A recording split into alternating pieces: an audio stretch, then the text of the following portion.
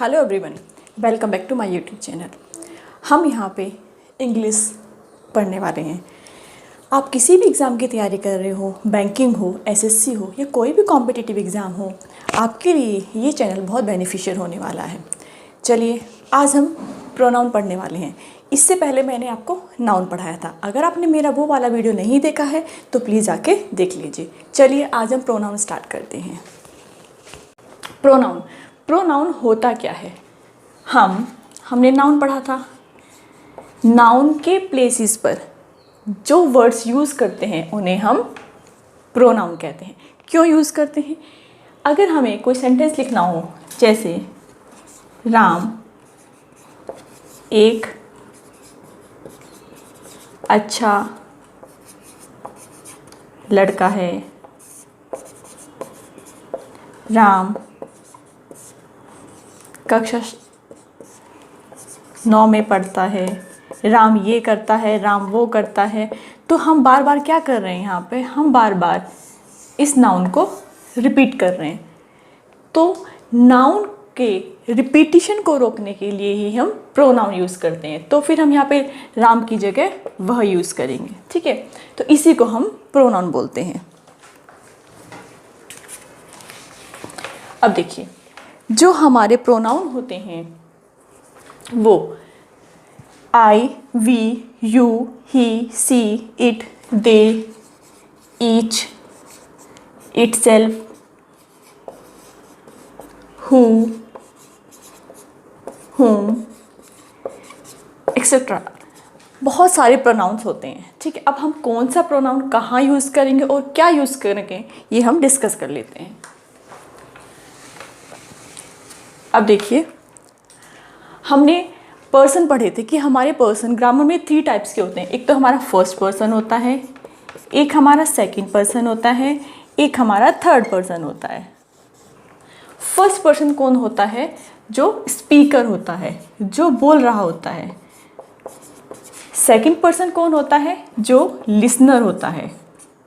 और आपका third person कौन होता है? जिसके बारे में हम बात कर रहे होते हैं। That means talking about. अब देखिए, आई और वी ये हमारे फर्स्ट पर्सन होते हैं, ठीक है? यू आपका सेकंड पर्सन होता है, ही, शी, इट, दे बाकी जो होते हैं वो आपके थर्ड पर्सन होते हैं। अब देखिए, हमने पढ़ा था एक सब्जेक्ट होता है, एक ऑब्जेक्ट होता है। उसी तरह इन प्रोनाउन का भी एक सब्जेक्टिव केस होगा, एक ऑब्जेक्टिव केस होगा। जैसे सब्जेक्टिव केस में आई होता है और ऑब्जेक्टिव केस में आई का मी होता है। ऐसे ही वी आपका सब्जेक्टिव केस होता है, आर आपका ऑब्जेक्टिव केस होता है। यू सब्जेक्टिव केस में भी यू ही रहता है और ऑब्जेक्टिव केस में भी यू ही रहता है। ही का ऑब्जेक्टिव केस हिज हो जाएगा, शी का हर हो जाएगा, इट का इट रहता है और दे का देम हो जाता है, ठीक है? अब देखिए, हमने ना एक बार ऐसा भी पढ़ा है। एक तो इट्स होता है, एक IT अपॉस्ट्रॉफी S होता है। दोनों सेम नहीं होते हैं। इसका मतलब होता है इट इज़ या इट हैज़, ठीक है? और ये जो इट्स होता है ये आपका मतलब होता है इसका, ठीक है? ये आपका प्रोनाउन है, ठीक है? अब इसमें हम कुछ रूल देख लेते हैं। सबसे फर्स्ट रूल हमारा, जैसे हमने भी 3 पर्सन पढ़ी, फर्स्ट पर्सन, सेकंड पर्सन और थर्ड पर्सन। ये यूज़ कैसे होते हैं? तो जो हमारा फर्स्ट रूल बोलता है वो बोलता है सीक्वेंसेस ऑफ पर्सन, मतलब इनका सीक्वेंस कैसे आएगा। अगर हम नॉर्मल केस की बात कर रहे होंगे तो हमारे पर्सन का सीक्वेंस 2, 3, 1 रहता है। दैट मीन्स सेकंड पर्सन, फिर third person and first person. जैसे I, he and you are going to Delhi, ठीक है? आपको ये सेंटेंस गिवन है, इसमें आपको करेक्शन करना है। आई आपका कौन सा पर्सन होता है? फर्स्ट। ही थर्ड पर्सन होता है एंड यू आपका सेकंड पर्सन होता है। ठीक है, नॉर्मल केस है तो इसमें क्या हो जाएगा, हमारा सीक्वेंस होता है 2 3 1। दैट मीन्स पहले आपका ये वाला आएगा, फिर ये वाला आएगा, फिर ये वाला आएगा। तो सेंटेंस क्या हो जाएगा, यू ही एंड आई। ठीक है, अब अगर नॉर्मल केस ना दिया हो, ऐसे कोई नॉर्मल बात ना की जा रही हो कि उस सेंटेंस में किसी मिस्टेक हो, कोई गिल्ट हो, तो जो हमारा सीक्वेंस यूज होगा वो 1 2 3 ऐसे यूज होगा। मीन्स पहले हम खुद की मिस्टेक एक्सेप्ट करेंगे, खुद का गिल्ट एक्सेप्ट करेंगे, फिर सामने वाले का, और फिर थर्ड पर्सन जो वहाँ मौजूद नहीं होता है। जैसे he, I and you made a mistake, made mistake.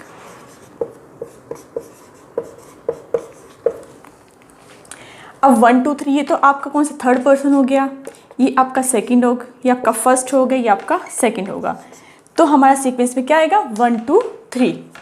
तो पहले आएगा I, you and he. Remains the sentence will same. ठीक है, ये आपका सीक्वेंस रहेगा। मीन्स अगर कोई मिस्टेक हो, कोई गिल्ट हो, कोई पनिशमेंट हो, उनमें आपका सीक्वेंस 1 2 3 ये लगता है आपके पर्सन का सीक्वेंस। इसको हम याद रखेंगे। ठीक है, अब इसका हम दूसरा रूल देख लेते हैं।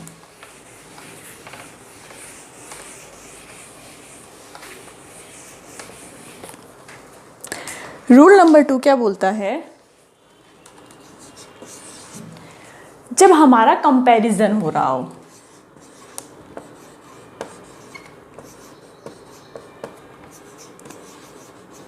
कंपैरिजन बिटवीन प्रोनाउन, तो कैसे हो, क्या रूल बनेगा। जब हमारा कंपैरिजन हो रहा होता है तो हम ध्यान रखेंगे कि हम सब्जेक्टिव केस का सब्जेक्टिव केस से कंपैरिजन करेंगे, ऑब्जेक्टिव केस का ऑब्जेक्टिव केस से कंपैरिजन करेंगे। ठीक है, कैसे, एग्जाम्पल से समझते हैं चीज हम। यू बेटर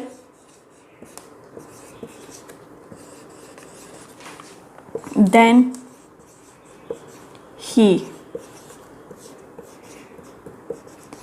सेकंड लिखते हैं, I am good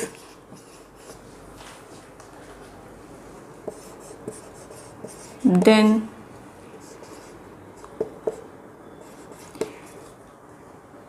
I am better than him. देखिए, हमने यहाँ पे 2 सेंटेंस लिखे हैं।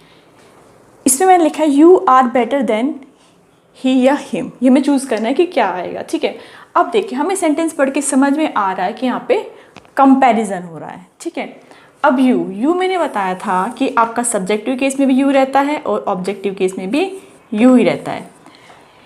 एक स्टूडेंट ने यहाँ पे ही टिक किया, दूसरे स्टूडेंट ने हिम टिक किया, दोनों के आंसर करेक्ट हैं। क्यों?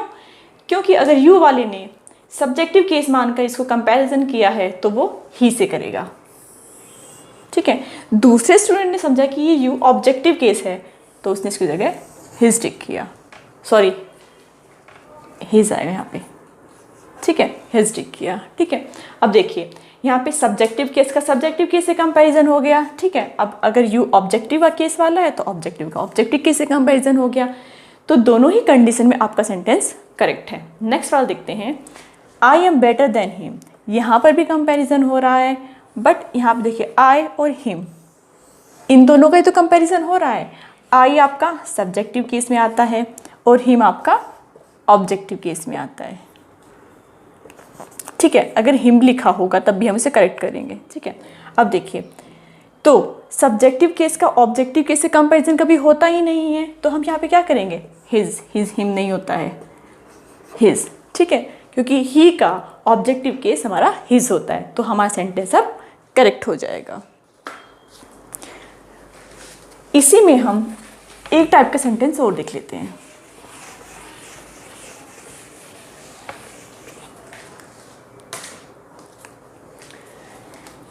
माई friend love you more than आई।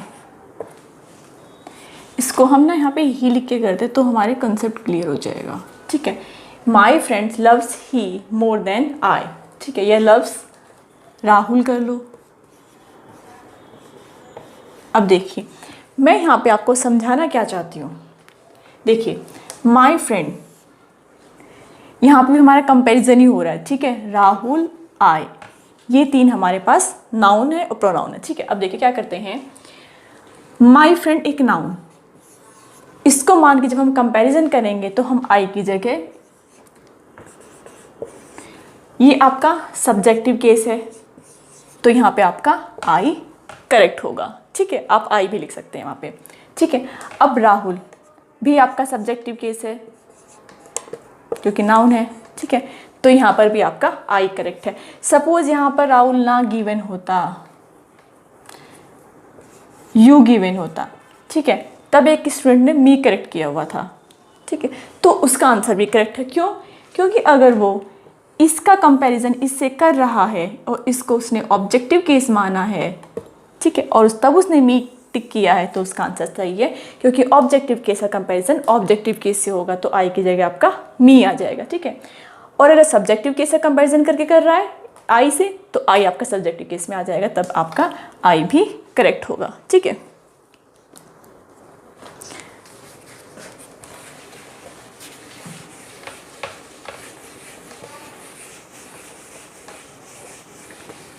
अब इसका हम रूल नंबर 3 देखते हैं।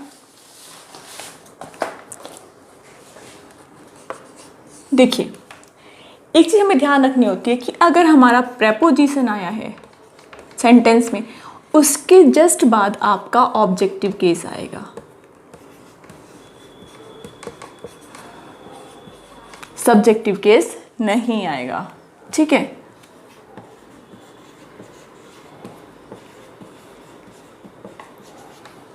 आपका आएगा ऑब्जेक्टिव केस। ठीक है, एग्जाम्पल से समझते हैं।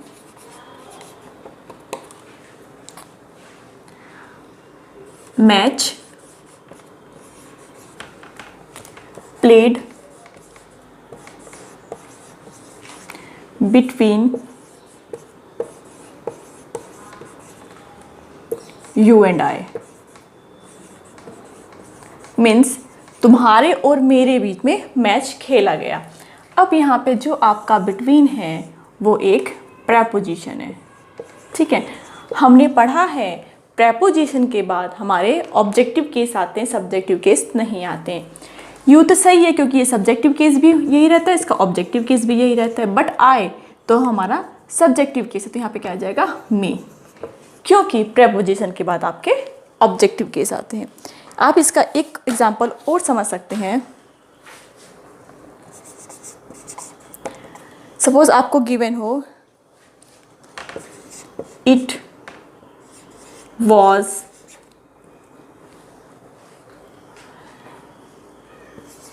a war between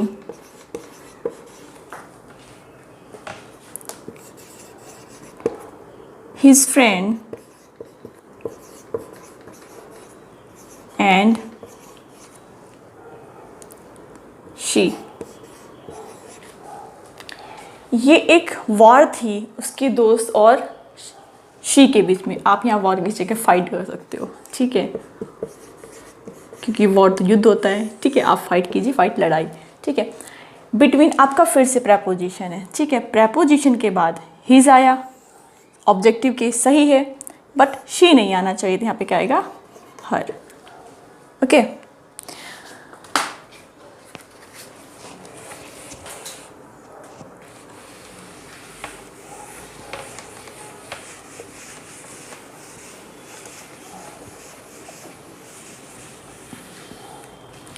अब हम रूल नंबर 4 देखते हैं। ठीक है, हमने रिलेटिव प्रोनाउन पढ़े हैं, वो क्या होते हैं। ठीक है, अभी जब मैं आपको प्रोनाउन बता रही थी, मैंने बताया था हु, विच, हुम, ये सभी आपके प्रोनाउन होते हैं। तो ये आपके क्या होता है, रिलेटिव प्रोनाउन। हु, हुम, विच, दैट, whoever, whomever।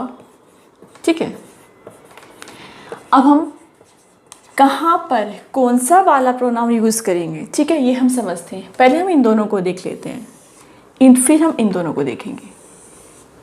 देखिए, हु और हुम देखते हैं। हु का ऑब्जेक्टिव केस ही हुम होता है, ये आपका सब्जेक्टिव है केस में आता है, और इसका ऑब्जेक्टिव केस हुम होता है। दैट मीन्स जहाँ पर हम ही, शी, इट से रिप्लेस कर रहे होंगे, या इससे इन वर्ड से, इन सब्जेक्टिव केस से रिप्लेस कर पाएंगे, तो वहाँ पर हम हु यूज़ करेंगे। और जहाँ पर हम हिज, हर, देम, जो ऑब्जेक्टिव केस वाले वर्ड्स होते हैं उनसे रिप्लेस कर पाएंगे, वहाँ पर हम हुम यूज़ करेंगे, क्योंकि ये ऑब्जेक्टिव केस से रिप्लेस होगा, और सब्जेक्टिव आपका सब्जेक्टिव केस से ही रिप्लेस होगा। एग्जाम्पल से समझते हैं।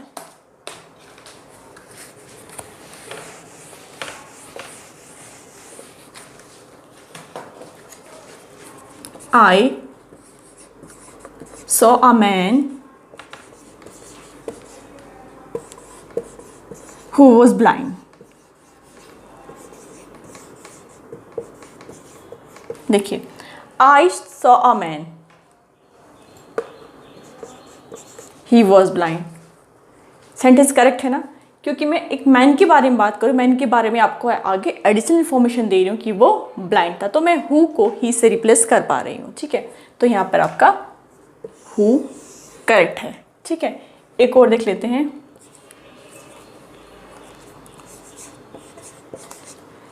सी इज द लेडी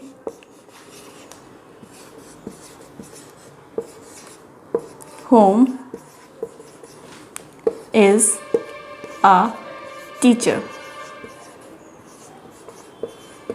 अब देखिए, she is the lady, she और her is a teacher, strong, she is a teacher ना। तो जब सब्जेक्टिव केस आ रहा है तो हुम तो आपका ऑब्जेक्टिव केस में होता है, तो ये क्या हो जाएगा यहाँ पर हु। जहाँ पर हम ऑब्जेक्टिव केस रिप्लेस करेंगे वहाँ पर हम हुम यूज़ करेंगे। इसका भी एग्जांपल देख लेते हैं।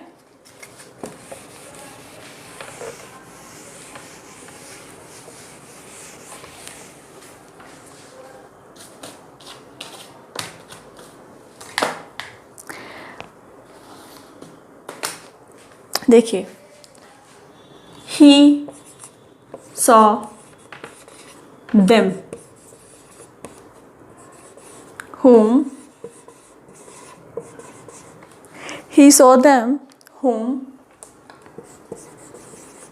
they know। अब देखिए, he saw them whom they know, तो इसको अगर मैं यहाँ से whom को हटाती हूँ तो he saw them, first sentence में सेकंड मेरा हो जाएगा they know them। यहाँ पर हिडन है। ठीक है, देम क्या है आपका ऑब्जेक्टिव केस है, तो ऑब्जेक्टिव केस हमेशा ऑब्जेक्टिव केस से रिप्लेस होता है, तो यहाँ पर हुम आपका करेक्ट है। ठीक है, अब अगर बहुत ही सिंपल मैंने आपको बताया था कि हु और हुम ये आप इनको ही, शी, इट, दे या कोई नेम इनसे ईजिली रिप्लेस कर पाओगे, मीन्स इनसे ही रिप्लेस कर पाओगे। और जो आपका हुम होता है इन्हें आप हिज, जैसे मैंने यहाँ पे दैम से किया है, दैम, हर, इन सब वर्ड से रिप्लेस कर पाओगे, तो वहाँ पर आपको हुम लगा देना है। ठीक है, इसमें कंफ्यूज नहीं होना है। अब आता है हुएवर या हुमेवर। देखिए, पहले मैं इसी सेंटेंस से देखती हूँ।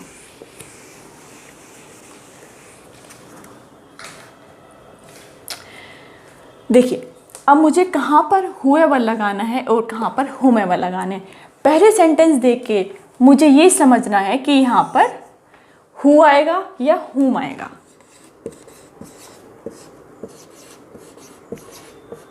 ठीक है, जब मुझे ये पता लग जाएगा कि यहाँ पर who आएगा या whom आएगा, उसके बाद मैं चूज करूँ कि इनमें से कि whoever आएगा whomever। देखिए ये आपका whoever, ये आपका whomever।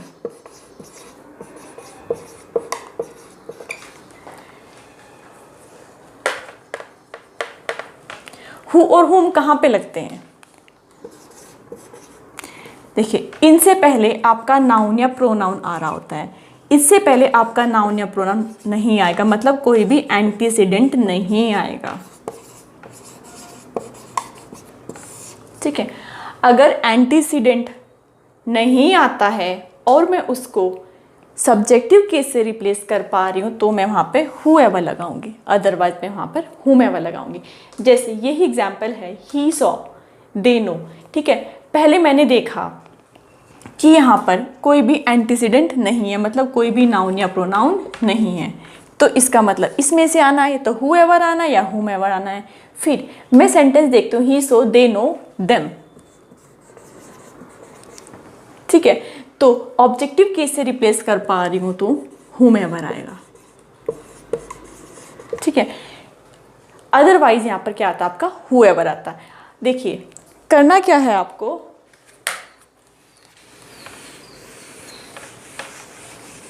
इसमें कंफ्यूज नहीं होना है, इसके लिए मैं आपको बता रही हूँ। नाउन या प्रोनाउन आया है, ठीक है, तो हु या हुम लगेगा, और कोई भी एंटीसीडेंट, इसको एंटीसीडेंट ही तो बोलते हैं, और अगर नाउन या प्रोनाउन नहीं आया है तो या तो whoever लगेगा या whomever लगेगा। और रूल वही है आपका कि अगर सब्जेक्टिव केस से, देखिए सब्जेक्टिव केस से रिप्लेस हो रहा है तो who आना है। ठीक है, और आगे नाउन या प्रोनाउन नहीं है तो whoever आएगा।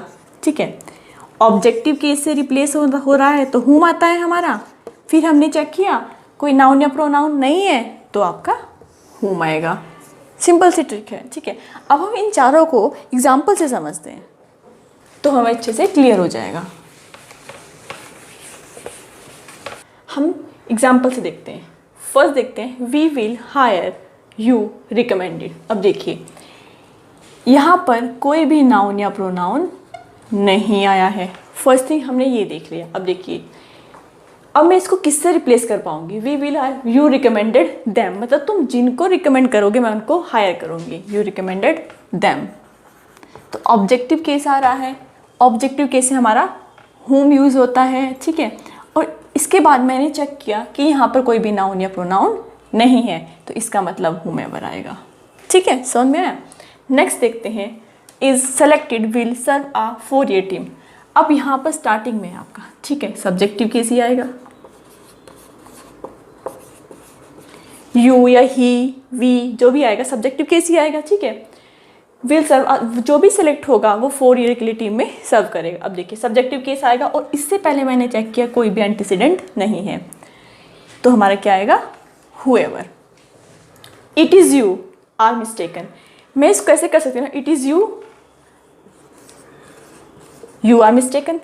ठीक है, दोनों सेंटेंस मेरे करेक्ट है। ठीक है, अब जब मुझे इन्हें रिलेट करना होगा, इन दोनों को एक बनाना होगा तो कोई रिलेटिव प्रोनाउन यूज़ करना होगा, तो मैंने हु यू यूज़ किया तो यहाँ क्या यूज़ करेंगे हु।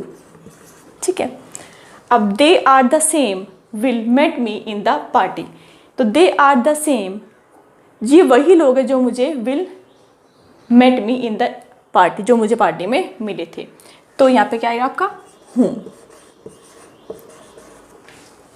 देखिए इससे पहले नाउन या प्रोनाउन तो आपका आ चुका है।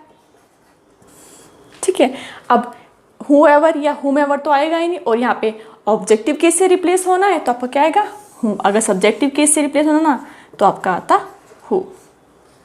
ठीक है, यहाँ तक हमने पढ़ लिया है। इसके नेक्स्ट वाले लेक्चर में हम आपका प्रोनाउन वाला कंटिन्यू करेंगे। इसमें कोई भी आपको इशू आया हो तो आप मुझसे कमेंट बॉक्स में पूछ सकते हैं। आपको मेरा वीडियो अच्छा लगता है तो इसे आप लाइक कीजिएगा और शेयर कीजिएगा और सब्सक्राइब कीजिएगा। Thank you very much.